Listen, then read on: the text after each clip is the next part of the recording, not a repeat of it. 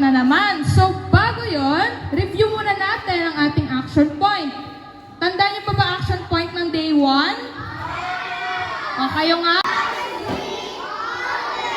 Yung kahapon.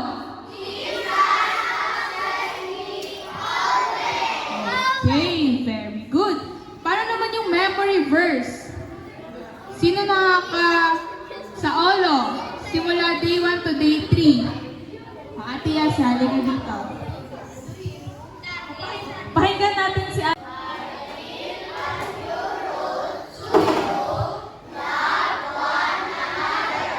You must love each other as I have loved you. They will say everyone will know you are my disciples. Okay, sorry. Nagsusugaw.